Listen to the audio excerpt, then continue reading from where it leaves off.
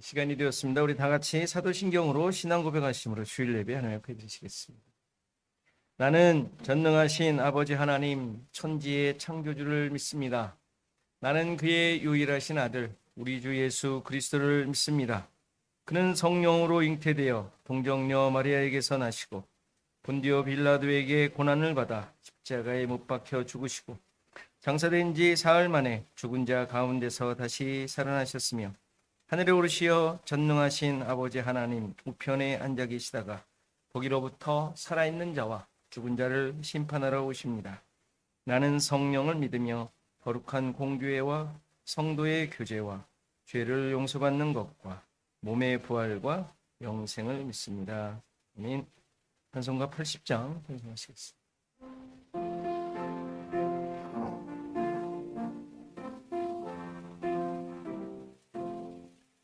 천지에 있는 이름 중 귀하고 높은 이름 주 나시기 전 지으신 구주의 이름 예수 주 앞에 내가 엎드려 그 이름 찬송함은 내 귀에 들린 말씀 중 귀하신 이름 예수 십자가에 달릴 때 명패에 쓰인 대로 저 유대인의 왕이요 곧 우리 왕이시라 주 앞에 내가 엎드려 그 이름 찬송함은 내 귀에 들린 말씀 중 귀하신 이름 예수 지금도 살아 계셔서 언제나 하시는 일 나 같은 죄인 부르사 참 소망 주시도다 주 앞에 내가 엎드려 그 이름 찬송함은 내 귀에 들린 말씀 중 귀하신 이름 예수 주 예수께서 영원히 어제나 오늘이나 그 이름으로 우리에게 참 복을 내리신다 주 앞에 내가 엎드려 그 이름 찬송함은 내 귀에 들린 말씀 중 귀하신 이름 예수 아멘.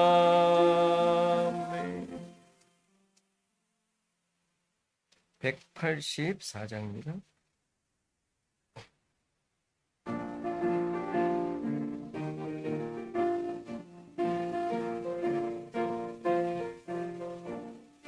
오랫동안 모든 죄 가운데 빠져 더럽기가 한량 없던 우리들 아무 공로 없이 구원함을 얻어 하나님의 자녀 지금 되었네 주의 그 사랑 한량 없도다 찬송할지어다 예수의 공로 주의 그 사랑 한량 없도다 찬송할지어다 예수의 공로 주의 보혈로서 정결하게 씻겨 죄악에서 떠난 몸이 되었고 근심 구름 간 곳 없어지니 하나님의 빛이 영화롭도다 주의 그 사랑 한량 없도다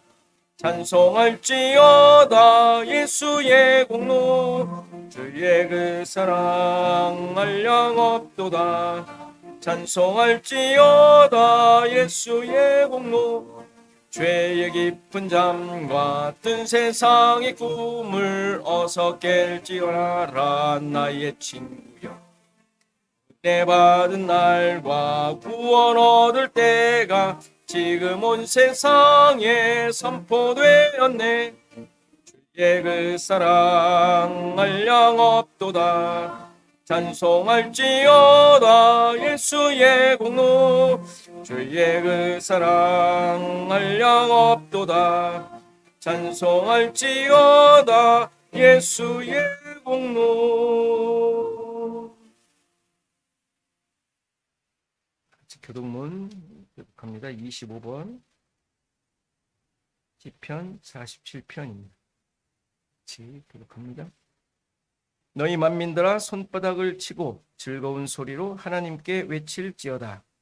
지존하신 여호와는 두려우시고 온 땅에 큰 왕이 되십니다. 여호와께서 만민을 우리에게 나라들을 우리 발 아래에 복종하게 하시며 우리를 위하여 기업을 택하시나요. 사랑하신 야곱의 여호와. 하나님께서 즐거운 함성 중에 올라가시며 여호와께서 나팔 소리 중에 올라가시도다. 찬송하라 하나님을 찬송하라. 찬송하라 우리 왕을 찬송하라. 하나님은 온 땅의 왕이심이라. 지혜의 시로 찬송할지어다. 하나님이 뭇백성을 다스리시며 하나님이 그를 거룩한 보좌에 문 나라의 고관들이 모이며 아브라함의 하나님의 백성이 되도다. 세상의 모든 방패는 하나님의 것입니다. 예, 높음을 받으시리로다. 아멘. 저는 목사님 기도하시겠습니다.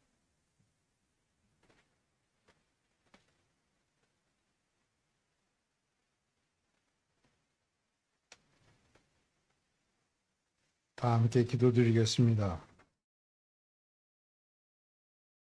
감사의 찬양과 경배를 올려드립니다. 주님, 처음부터 지금까지의 우리의 삶은 너무도 많이 부족하고 연약하여 주님의 자녀의 모습으로 온전히 살지 못하고 있음을 고백합니다. 주님의 뜻보다 많은 시간을 우리의 생각을 앞세우고 믿음보다 현실에 대해 의지하며 살아왔습니다. 용서하여 주시옵소서. 성령의 인도하심으로 우리의 마음을 새롭게 하시어 언제나 주님만을 바라보며 생각하는 믿음을 갖고 살아갈 수 있게 도와주시옵소서. 이 시간에 말씀을 전하시는 목사님께 성령의 능력을 더하여 주시어 선포되는 말씀이 살아 역사하게 주시옵고 듣는 저희 모두가 말씀 앞에 겸손히 순종하며 우리의 삶을 변화시키는 능력이 되게 하시옵소서. 주님 간절히 바라옵건대 저희들이 성령의 인도하심으로 말씀만을 붙잡고 살아가게 지켜주시어 저희들이 바른 것을 분별하는 지혜와 바른 것을 실천하는 용기와 바른 것을 포기하지 않는 인내와 바르게 더불어 살아가는 지혜를 갖고 살아가는 믿는 자들로 인도하여 주시옵기를 간절히 간구드리옵나이다. 이 모든 말씀 예수 그리스도 이름으로 기도드리옵나이다. 아멘.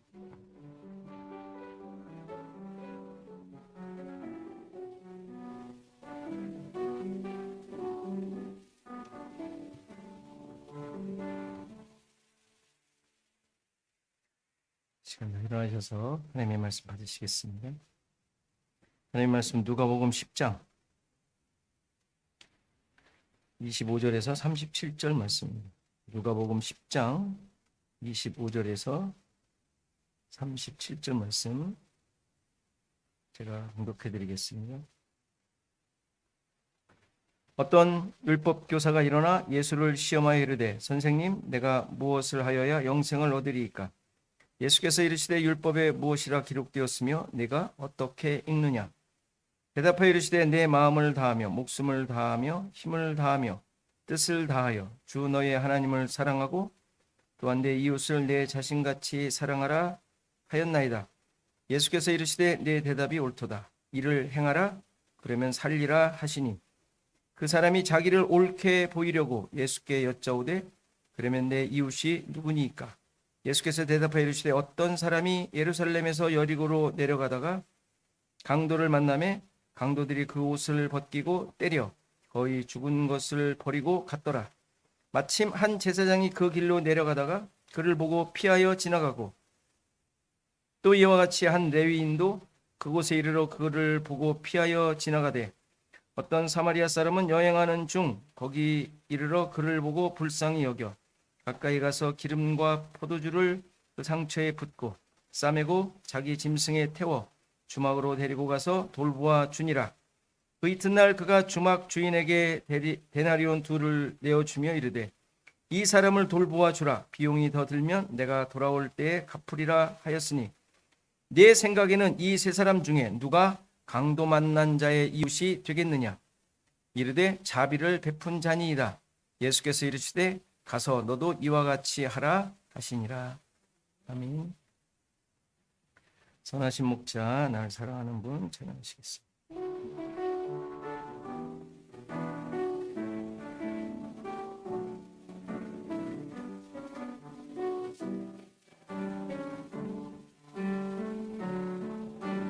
선하신 목자 날 사랑하는 분 주 인도하는 곳 따라가리. 주의 말씀을 나 듣기 위하여 주 인도하는 곳 가려내. 선하신 목자 선하신 목자 날 사랑하는 분 주 인도하는 곳 따라가리. 주의 말씀을 나 듣기 위하여 주 인도하는 곳 가려내. 나를 부른 조장과 쉴만한 물가로 내 선하신 목자 날 인도해. 험한 산과 골짜기로 내가 다닐지라도 내 선하신 목자 날 인도해.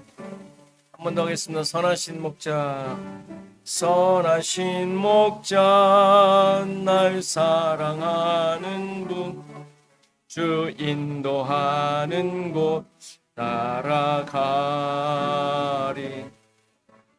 주의 말씀을 나 듣기 위하여 주 인도하는 곳 가려내. 선하신 목자 선하신 목자 날 사랑하는 분 주 인도하는 곳 따라가리.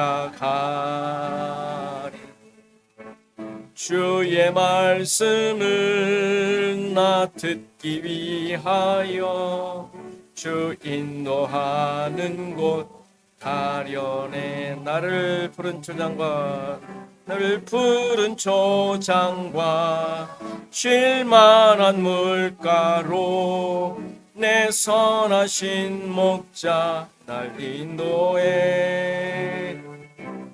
험한 산과 골짜기로 내가 다닐지라도 내 선하신 목자 나를 푸른 초장과 나를 푸른 초장과 쉴만한 물가로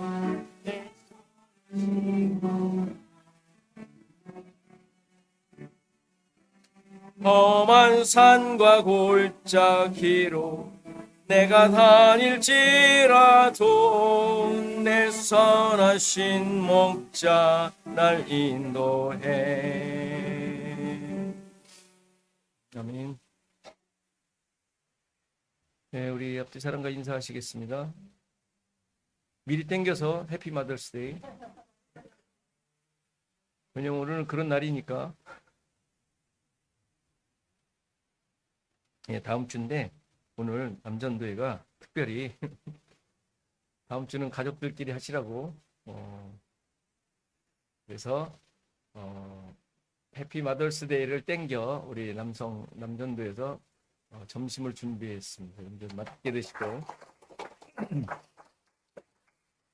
오늘은 야외에서 식사를 이제 앉아서 드시고 싶은 분은 이제 의자를 하나씩 갖고 내려가시면 되고, 그냥 서서 그냥 걸터 앉아서 나는 그게 좋다 그러면 그냥 내려가셔도 되고, 근데 상은 밑에 또 있으니까 굳이 여기서 가져갈 필요 없습니다.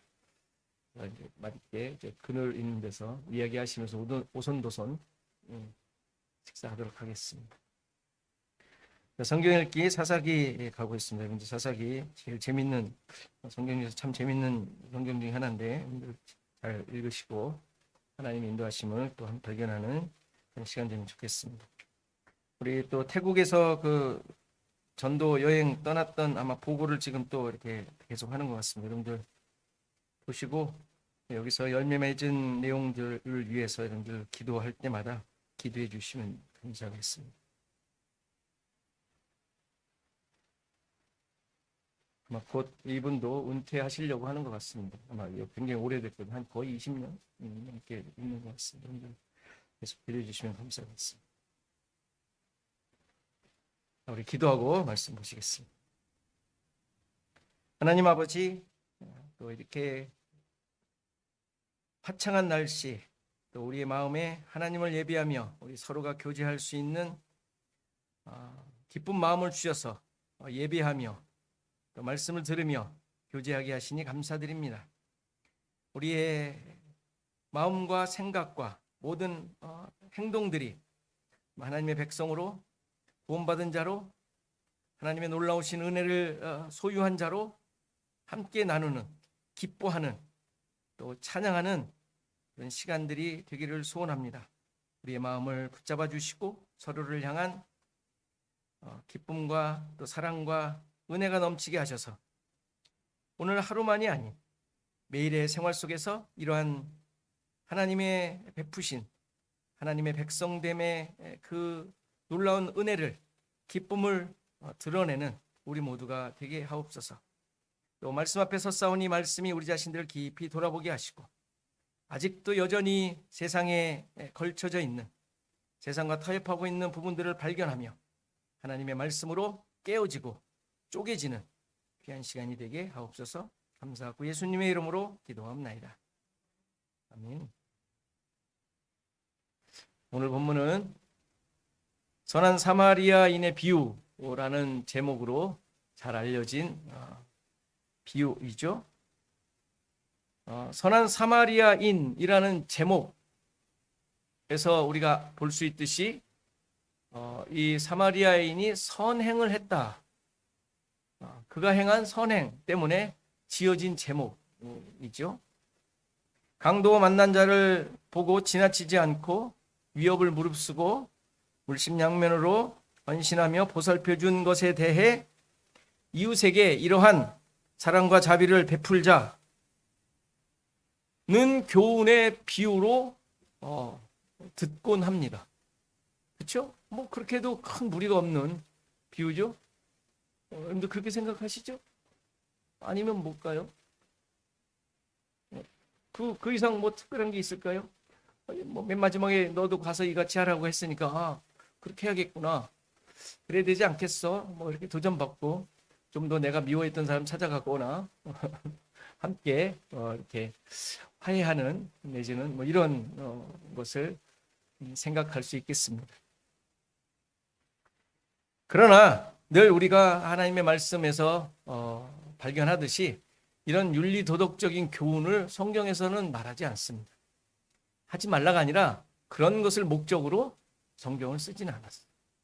늘 말씀드리지만 하나님의 뜻, 하나님의 구원, 예수 그리스도를 통하여 무엇을 하시려는가, 이런 이야기이지 너 거짓말했지 뭐 이러면서 자기의 모습을 이렇게 바르게 하는 내용으로 적용하거나 이해하지 않도록 해야 합니다. 이 비유를 하시게 된 배경을 보면 어떤 율법 교사라고 했는데 율법을 가르치는 선생이죠. 이 율법 교사가 예수님께 질문을 하면서 시작이 돼요. 무엇을 해야 영생을 얻을 수 있느냐는 질문을 했죠. 무엇을 해야? 이에 대해 영생이 어떻게 주어지는지를 설명하신 것이죠. 영생이 어떻게 주어지는가? 그렇죠? 그걸 놓치시면 안 돼요. 영생을 어떻게 해야 얻을 수 있습니까? 그럼 그 영생에 대해 어떻게 주어지는지, 그것을 어떻게 얻는지에 대한 설명을 하고 있는 거란 말이에요. 이걸 놓치시면 안 돼요. 이 율법교사의 질문은 예수님을 시험하기 위한 것이라고 하지만 질문 자체에 놀라운 하나님의 뜻이 담겨져 있습니다. 질문 자체에. 그 힌트가 바로 영생을 얻다라는 문장이죠. 얻다라는 단어예요. 얻다라는 단어. 이 얻다라는 단어는 원래 뜻이 상속하다, 기업으로 받다, 유업으로 받다라는 의미의 단어예요. 우리가 잘 이해할 수 있는 단어죠. 그러니까 유산을 상속받는다라는 것이죠. 유산을 상속받는. 그러니까 좀 더 풀이를 해서 쓴다면 어떻게 영생을 상속받습니까? 라고 이해할 수 있어요. 그런데 그냥 율법 교사가 질문한 거니까 그냥 율법을 어떻게 영생을 어떻게 얻습니까? 라고 그냥 간단하게 번역을 한 거예요. 어쨌건 영생은 상속받는 거예요. 상속받아야 돼. 그러니까 재산을 받는다라는 의미가 아니라 영생이니까 영생을 상속받는 거예요. 이해가 되시죠? 그러면 영생을 상속받는다라고 했을 때 이 상속이라는 것은 성경에서 너무 많이 나와요. 기업을 받는 거니까, 기업. 그러니까 하나님께서 약속해 주신 것을 받는 것을 상속받는다라고 얘기를 한단 말이에요. 기업을 받고 유업을 얻고. 하나님의 약속이 성취되어 주어지는 은혜, 그 은혜를 받을 때 이 단어를 쓴단 말이에요. 상속받는다. 그러니까 영생이 바로 그렇게 주어지는 것임을 본인도 얘기하고 있는 거예요. 지금 율법학자도, 율법교사도. 이 단어가 그렇게만 쓰이니까. 그런데 율법교사는 어떻게 생각을 해요? 상속받는다라는 단어를 씀에도 불구하고 어떻게 해야 그것을 받을 수 있습니까? 라고 질문을 했다라는데 문제가 있는 거예요. 무엇인가 행해서 얻는 것처럼 생각을 했던 것이죠.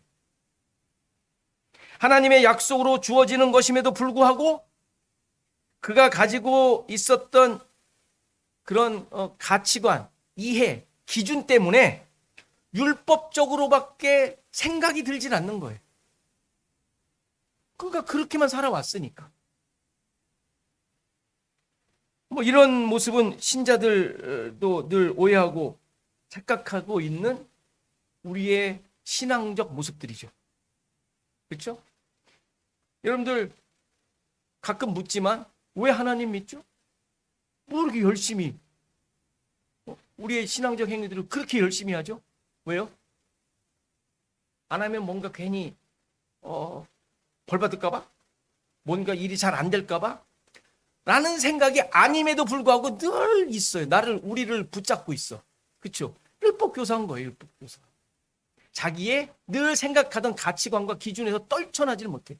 우리도 이 세상에서 살고 있는 그 기준과 생활하고 있는 그 밑바탕을 떨쳐지지가 않는 거예요. 나도 모르게. 은혜로 주어지고 약속으로 성취되어진 것들에 우리가 가지고 있는 것들은 전부 다 하나님께서 주신 예수 그리스도로 말미암아, 아니 하나님 나라에 살고 있다라는 그 모든 내용 전부 다 은혜로 주어진 것이고 하나님의 약속이 성취되어 얻게 된 것들이에요. 무슨 행위나 내용으로 내가 목적해서 얻어낸 것이 하나도 아니란 말이에요. 그게 믿음의 내용이잖아요. 우리의 믿음의 내용. 근데 막 살다 보니 우리의 근본이 세상이라 나도 모르게 이런 신앙적 내용들이 그런 가치 기준으로 자꾸 물들고 있단 말이에요. 상급론이 대표적인 그런 유의 하나죠. 상급론. 여러분들 열심히, 아까 제가 물었던 내용이 그래서 물어본 거예요. 왜 이렇게 열심히 하냐고. 그래도 그렇게 열심히 하면 하나님께서 상을 좀 그래도 주시지 않을까 라는 마음이 왠지 생긴단 말이에요. 그러면 상을 안 주신다면 뭐 그렇게 열심히 하면 할 필요가 없지 않느냐. 이 생각조차도 그런 근본에서 생겨난 내용이란. 열심히 하는 거는 그냥 열심히 하는 거예요. 그냥 하나님의 백성이니까. 이 목숨이 살아있으니까 목숨을 유지하기 위해서 열심히 일하잖아요. 안 그래요? 그냥 열심히 하는 거예요. 남의 거 뺏으려고도 하고. 마찬가지로 하나님의 백성이니까 그냥 열심히 하나님을 섬기는 거예요. 목적이 있질 않아요. 그게 우리 하나님 백성으로서 그 하나님 나라에 살고 있는 자의 본 모습이니까. 구원받은 자들은 그래서 삶을 통해 하나님의 약속을 이루는 거예요. 내가 이루는 게 아니라 삶 자체가 하나님의 약속이 성취되는 현장이라고요. 그래서 하나님의 백성들은, 신자들은 삶 자체가 상이고 기쁨이에요. 삶 자체가. 어떤 상황에서도 감사하는 거예요. 어떤 상황에서. 왜? 삶 자체가 하나님의 약속의 성취니까. 그러한 삶을 살았다고 뭔가를 덧붙여 주시는 게 아니에요. 그러니까 그런 것들을 다 버리셔야 돼요. 아예 생각도 마셔야 돼요. 잘 되면 잘 된 대로. 잘 됐다는 게 뭔지 모르겠지만 되었다고 생각되는 여러분들 있잖아요. 어쨌건. 그럼 잘 된 대로. 반대로 안 되면 그냥 안 된 대로. 하나님의 뜻이 이루어지는 거예요. 상관없이, 우리의 시각과 만족과 상관없이.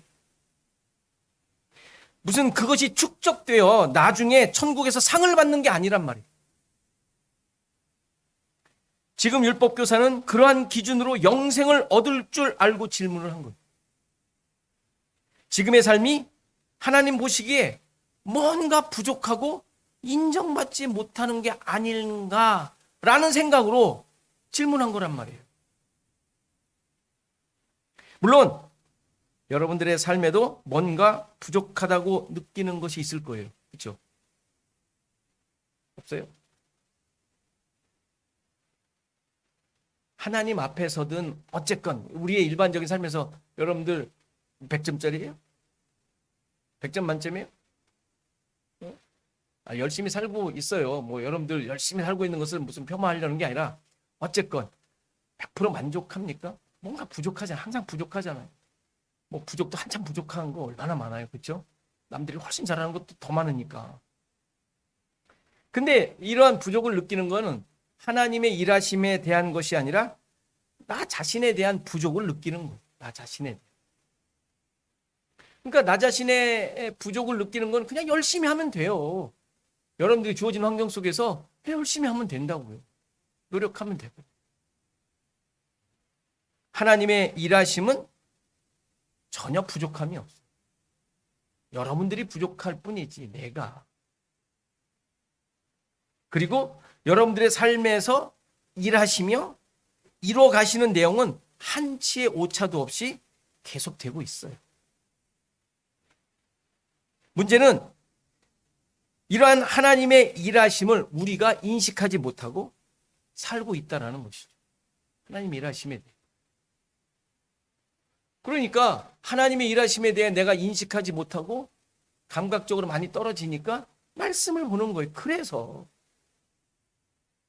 그리고 지혜를 달라고 기도하는 것이고, 그리고 이렇게 모여서 서로 북 돋는 거예요. 믿는 자들끼리. 지적하는 게 아니라 북 돋는 거예요. 괜찮다. 하나님 함께 하신다. 이렇게 이끌어오지 않았느냐. 이게 우리 성도들이 할 일들인 거예요. 만나서. 우리 교회는 싸울 일은 없지만 하여튼 이걸 모르니까 지적하고 싸우는 거예요. 지적하고 싸우는 줄. 자, 이렇게 질문한 율법 교사에게 예수님께서 반문을 하시죠. 그럼 율법에 무엇이라 기록되었느냐? 그리고 그것을 너는 어떻게 이해하고 있느냐라고 물어요. 어떻게 읽느냐? 어떻게 이해하고 있느냐? 어떻게 그것을 네가 적용하고 있느냐라는 뜻이겠죠. 그래서 율법교사는 아주 정답을 얘기하죠. 신명기에 나오는, 레위기에 나오는 말씀 그대로 정확하게 27절에 내 마음을 다하며 목숨을 다하며 힘을 다하며 뜻을 다하여 주 너의 하나님을 사랑하라. 또한 내 이웃을 내 자신같이 사랑하라. 뭐 정답이죠, 정답. 그렇지? 그러니까 예수님께서 옳다. 이를 행하라. 그리하면 살리라. 말씀해 주세요. 이 말씀 몰랐겠어요? 율법교사가? 그렇죠? 이게 정답이잖아요. 다 알고 있지. 뭐 정확하게 대답했으니까 몰랐겠습니까? 다 알고 있죠. 그런데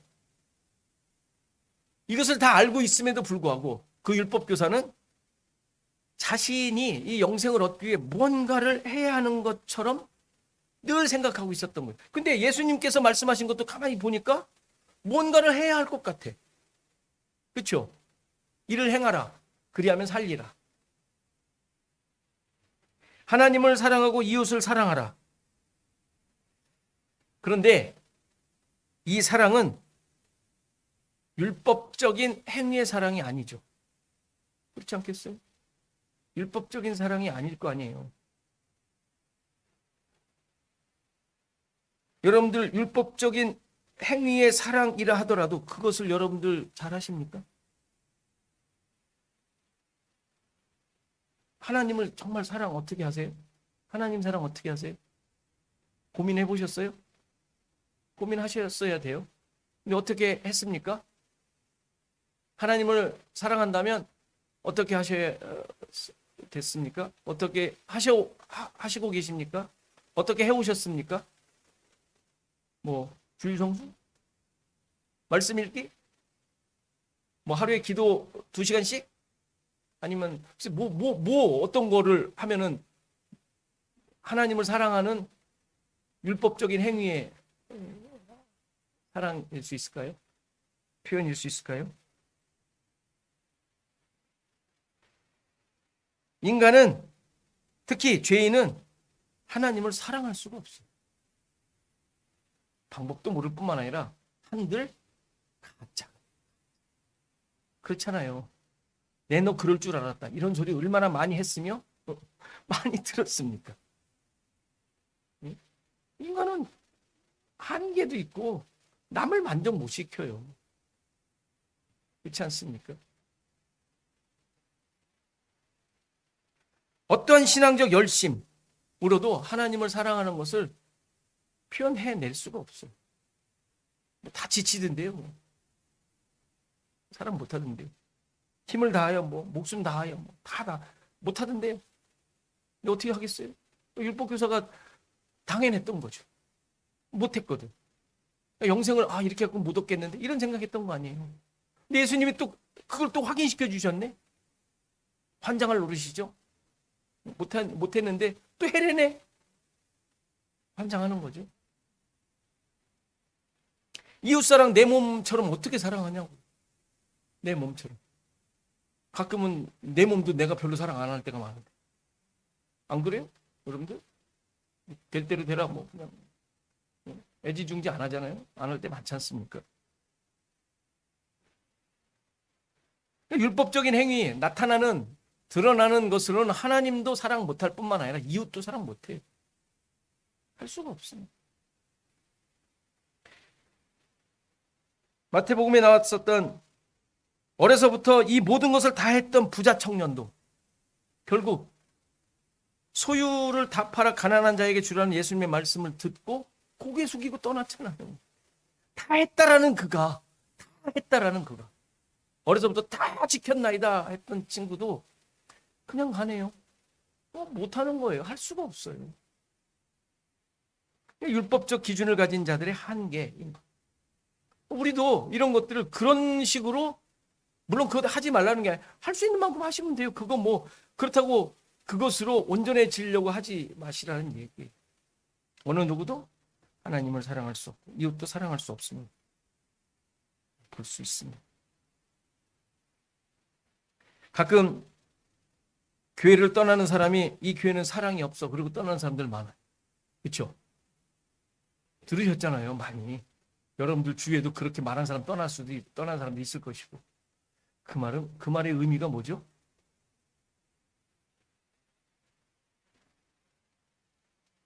네, 내 마음에 안 들었다는 얘기잖아요.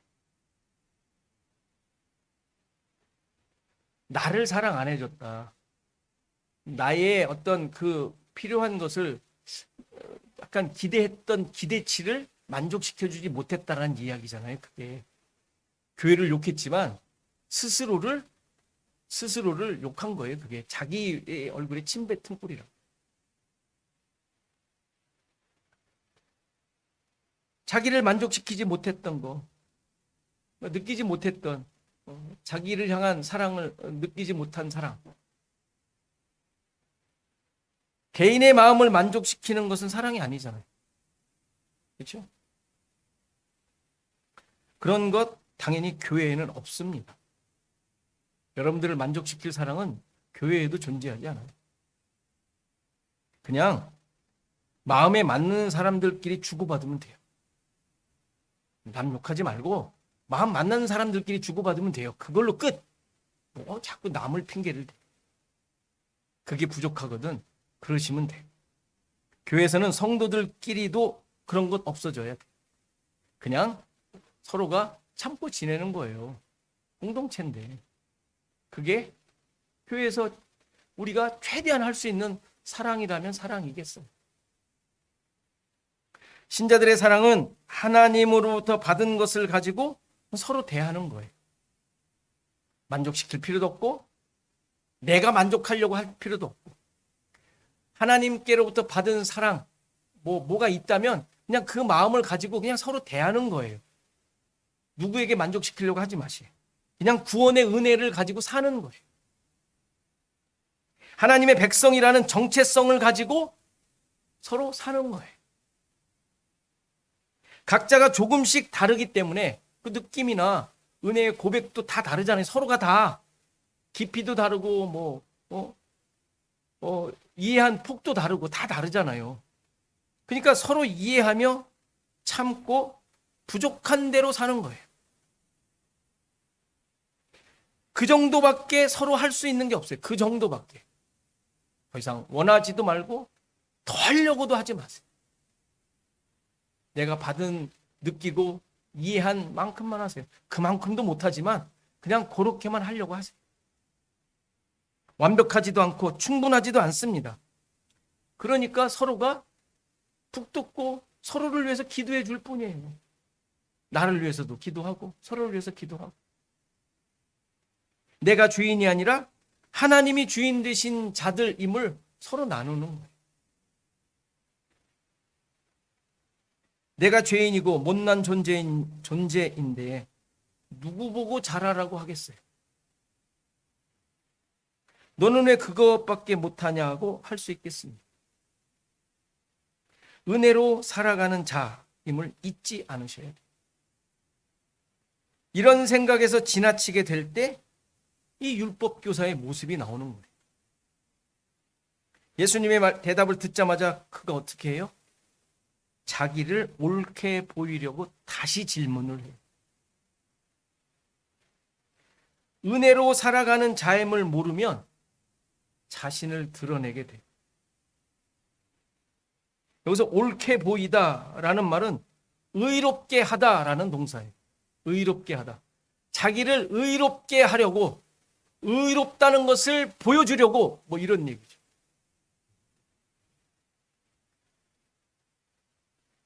실은 이 율법 교사의 이 모습이 모든 사람들의 모습이죠. 그렇죠? 누가 자기의 옳지 않은 모습, 죄인인 모습을 드러내려고 하겠어요? 누가? 그렇지 않습니까? 오히려 그것을 숨기려고 하죠. 굳이 드러내려고 안 하죠.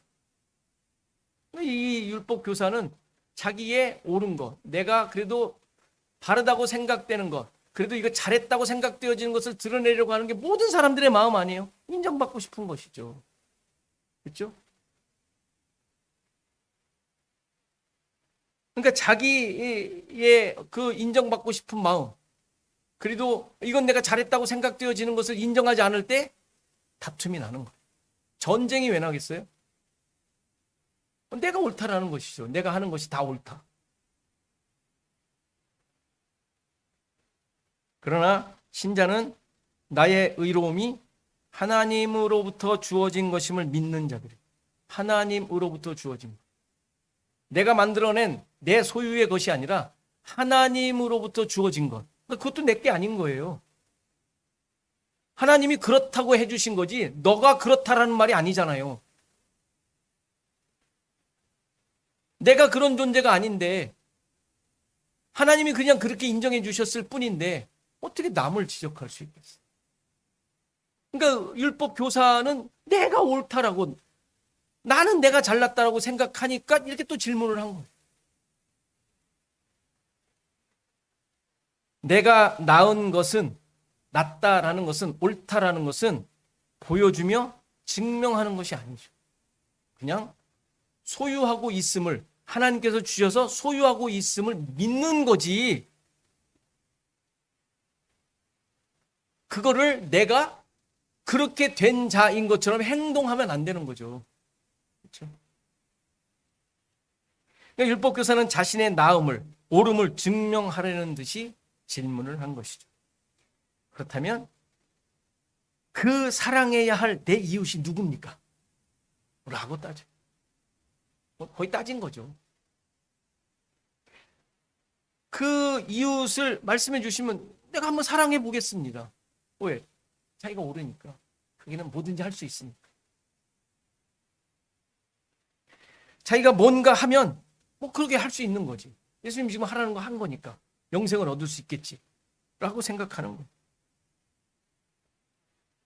이러한 질문을 한 율법 교사에게 예수님께서는 완전히 다른 차원의 이야기를 하신 것이고, 그게 강도 만난 자의 이야기를 해주십니다. 강도를 만나 거부한 죽게 된 자를 제사장과 레위인은 보고 지나쳤지만 사마리아인이 그를 정성껏 보살펴 주었다는 이야기죠. 그리고 이렇게 질문하세요. 누가 강도 만난 자의 이웃이 되겠느냐라고 질문하신 거예요. 율법 교사의 질문으로 질문한다면 어떻게 반문을 하셨어야 돼요?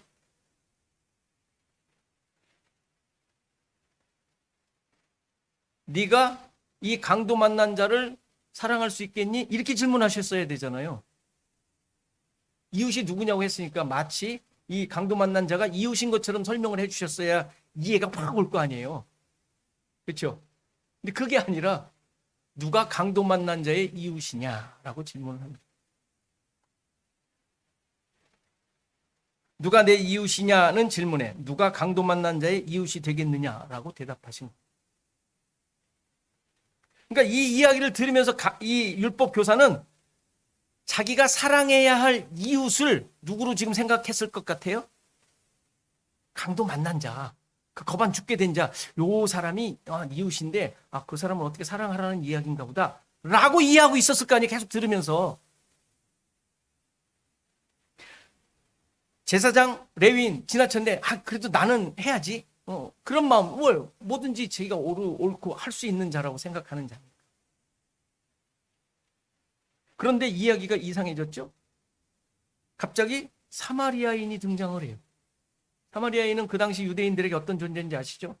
완전히 개 취급하는 죄인, 상종도 안 하는, 아주 그냥 죄인 취급 완전히 멀리 해야 돼요. 그 역사적인 배경이 있어요. 거기가 다 혼합주의로 물들었기 때문에 사마리아가 다 유대인들이었는데 다 물들어가지고 포로 생활 때 그래서 아주 그냥 자기들하고는 아주 급이 다른 존재로 취급했던 자들이죠.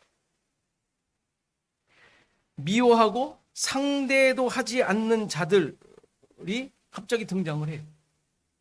게다가 그가 강도 만난 자를 도와줘요. 이제 이 말을 들으면서 가만히 있어봐. 쟤를 도와주면 내가 걔하고 비슷한 존재가 되네. 이런 생각이 또 들 거 아니에요. 그렇죠? 이야기를 들으면서 이 사람의 변화가 성경에 나와 있지 않지만 우리는 충분히 예상할 수 있는데 사마리아인이 도와준 정도? 걔도 도와줬는데 나라고 못하겠어? 이런 정도까지 생각할 수 있지 않겠어요? 그런데 갑자기 그런 생각을 하고 있는데 질문을 예수님이 하신 거예요. 누가 강도 만난 자의 이웃이냐? 라고 질문을 하신 것이죠. 그러자 이 사람이 갑자기 자비를 베푼 자니이다. 사마리아인이라고 말을 하긴 싫고, 그러니까 자비를 베푼 자입니다. 라고 대답을 합니다. 여기서 당연히 예수님께서 이 비유를 하실 때 사마리아인은 예수님의 사역을 보여주는 인물이에요. 아무런 힘이 없고 버려진 자, 거반 죽게 된 자, 죄로 말미암아 완전히 죽었던 자를 살리는 예수님의 구원 사역을 예표하고 있는 장면이라고 할 수 있습니다. 그렇다면 강도 만난 자를 누구를 의미하는 거겠어요? 강도 만난 자? 죽은 자들, 율법주의자들. 지금 단도직입적으로 말은 안 하고 있지만 너야 너 율법 교사를 지칭하고 있는 것이죠. 그러니까 이 비유를 통해서 예수님께서는 야, 네가 사랑을 하겠다고? 뭔가 사랑을 할 수 있다고 생각하는 거야? 아니야. 너 사랑할 수 있는 자 아니야. 착각하지 마. 자기가 사랑할 수 있는 자라는 착각을, 오해를 깨뜨리시려고 이 비유를 말씀하시는 거예요. 자비를 행하라가 아니라 너 율법주의자잖아. 네가 뭔가 할 수 있을 것 같다고 생각하잖아. 아니야. 너 강도 만난 자. 너 완전히 죽은 자야. 아무것도 할 수 없는 자야.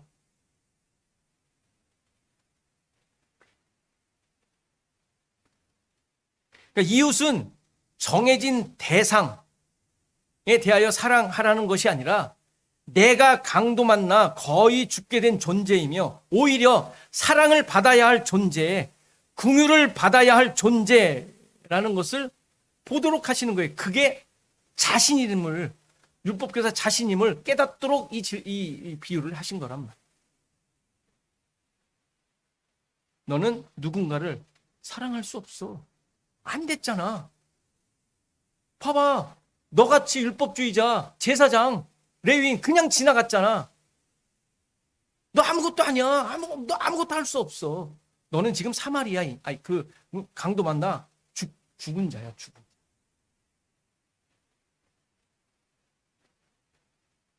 그러니까 그는 지금 율법 교사는 자기가 가지고 있었던 그 능력, 자기의 옳음, 그 율법적인 자존심, 무엇이든지 해내어 하나님의 인정을 받으려는 그 교만, 이런 것들을 완전히 깨뜨리시고 그리고 완전히 박살이나 죽은 존재같이 되어야 한다는 사실을 지금 말씀하고 계십니다.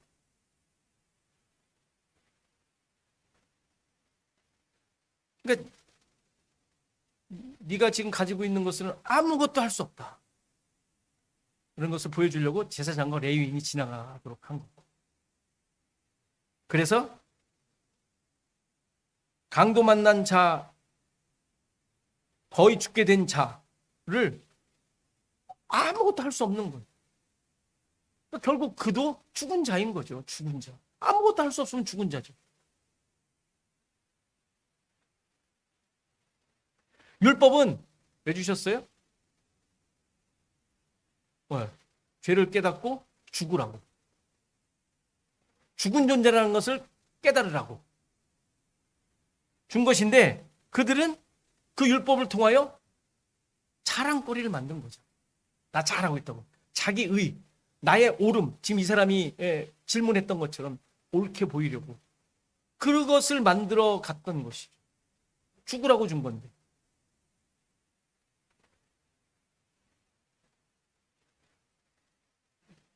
이러한 율법 교사의 모습은 신자의 삶 속에서도 똑같이 나타납니다.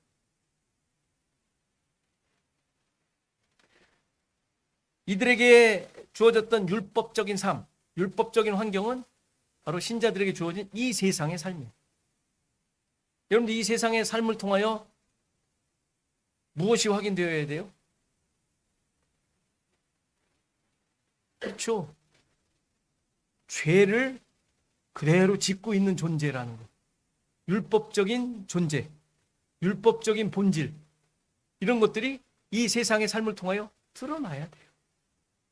그래서 여러분들 여전히 살려두시는 이유예요. 여러분들이 겪는 모든 상황, 환경, 여러분들이 겪는 어떤 그 수많은 사건들, 이것들은 죽으라고 허락하신 거예요. 죽은 존재라는 것을 확인하시라고. 중요한 것은 이때 그것들을 통하여 여러분들이 확인이 되면 돼요. 아, 하나님께서 나를 지금 만들어가고 계십니다. 만들어 가시는 거예요. 나를 이제 살려주시는 작업들을 하시는구나. 예수 그리스도의 그 놀라운 구원의 역사를 지금 확인시키시려고 이 모든 것들을 여전히 허락하시는구나. 그것으로 살아가는 것이 나의 본분이구나. 이것을 깨닫도록 하시는 것이죠. 율법교사에게 너도 가서 이와 같이 하라라고 말씀하셨는데, 이건 그럼 뭐겠어요? 가서 자비를 베풀라고요? 그렇죠. 강도 만나 거의 죽어있는 자임을 깨닫고 그가 살림을 받은 은혜, 자비, 이 자비를 받은 자로 살아가라라고 얘기하는 거예요. 뭔가 행동으로 옮겨서 근사하게 너의 업적을 만들라는 게 아니라, 죽었던 자임을 깨닫고 예수 그리스도로 말미암아 하나님의 약속이 성취된 그 은혜와 자비를 소유한 자로 살아가라라는 말이에요. 따라서 신자의 이웃은 어떤 특정된 어떤 부류가 아니라 구원의 은혜로 살고 있는 우리의 모든 환경, 관계, 이웃, 그들이 우리가 살아가야 할 이웃인 거예요. 현장이 다른 데 있지 않습니다. 우리 교인들 늘 좋아요? 여러분들 가족들 늘 좋아요? 아니잖아요. 좋고 말고를 떠나 그 모든 상황 속에서 은혜 받은 자로 살아가라. 그게 이웃을 사랑하며 하나님의 명령을 따르는 모습입니다. 그래야 여러분들의 환경이 하나님의 나라가 성취되고 하나님의 나라가 드러나게 되는 거예요. 하나님의 백성임이 확인되는 거예요. 뭔가 근사한 업적을 만들어내는 것이 아니라. 여러분 자신을 돌아보시고 어떤 기준과 삶이 드러나는지 돌아보십시오. 늘 돌아보셔야 돼요.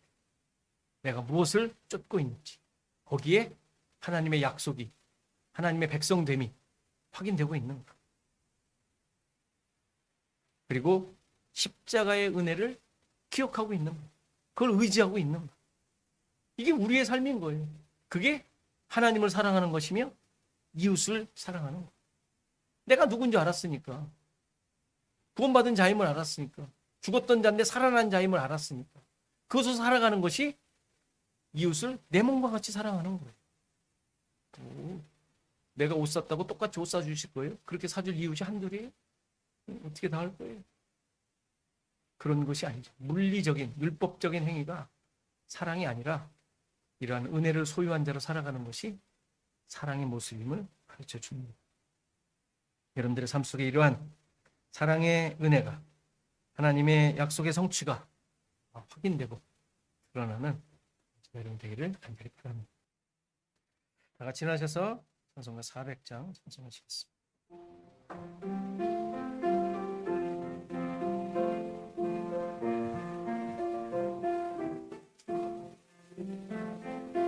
험한 시험물 속에서 나를 얹어주시고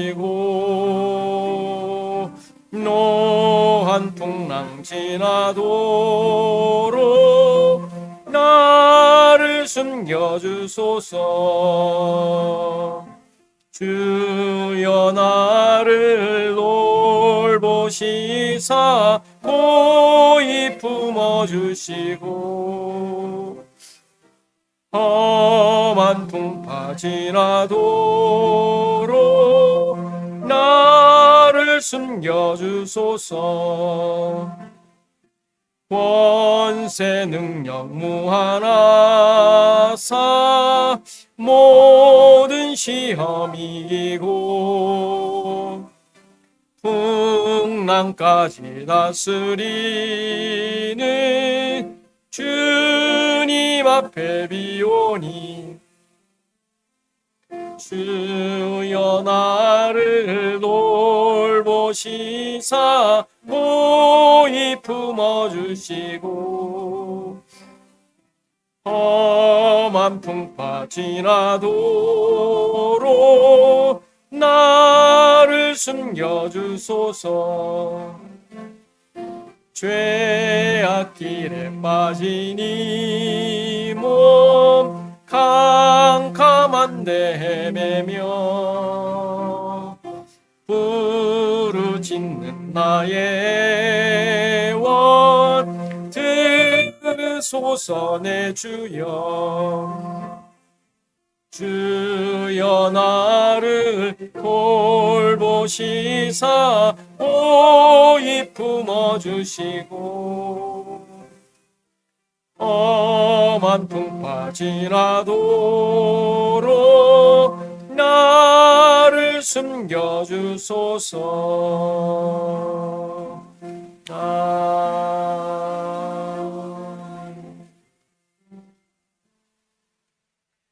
잠깐 기도하는 시간 갖습니다. 내 삶을 통하여 주님의 은혜와 사랑이 드러나게 하소서. 죽었다 살아난 자임을 기억하고 십자가로 나를 만들게 하소서. 교회와 성도를 위해 한국과 미국을 위해 이 시간 다 같이 기도하시겠습니다. 하나님 아버지, 우리 자신들을 높이 돌아봅니다. 하나님께서 우리를 이 땅에 세우시고 우리 백성을 살게 하시고 아버지 하나님, 아버지 하나님의 성실을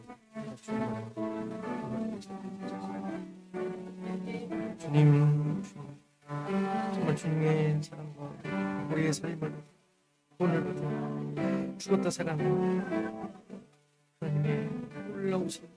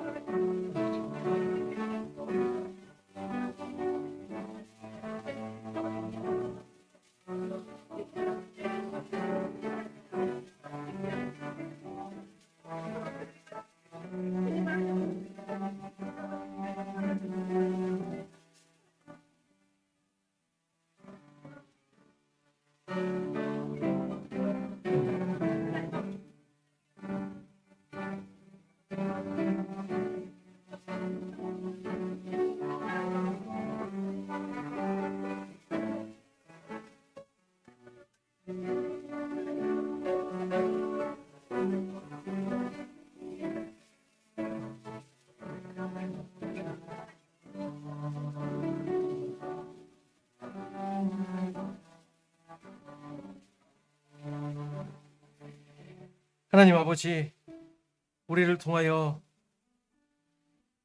하나님께서 약속하시고 계획하신 것이 이루어지는 삶인 줄 믿습니다. 나의 기준도 아니고 이 세상의 기준도 아니고 나의 만족도 아니고 오직 하나님의 뜻만이, 하나님께서 우리를 향하여 계획하신 것만이 나의 삶 속에서 이루어짐을 믿고 나에게 주어진 모든 삶 속에 주님의 주님 되심을 고백하는 삶이 되게 하옵소서. 주님, 어떠한 상황도 실패나 좌절이나 실망이나 하나님과 멀어지는 그런 상황은 우리 가운데 존재하지 않음을 알게 하시고 깨닫게 하셔서 그 어떤 상황에서도 주님과 동행하며 하나님께서 원하시는 것이 이루어지고 있음을 늘 생각하게 하시고, 그래서 주어진 모든 삶 속에 하나님의 백성답게 하나님과 동행하는 자들의 삶으로 그 모든 것들을 잘 감당해 나가는 우리 시애틀 주원학교의 성도들 되게 하옵소서. 이제는 예수 그리스도의 은혜와 하나님의 크신 사랑, 성령의 감화 감동 교통하시며 함께 하심이 오늘 예배한 모든 성도들 머리머리 위에, 저들의 생업과 가정과 자손 대대 위에, 시애틀 주원학교회 위에 이제로부터 영원토록 함께 계실지어다. 아멘.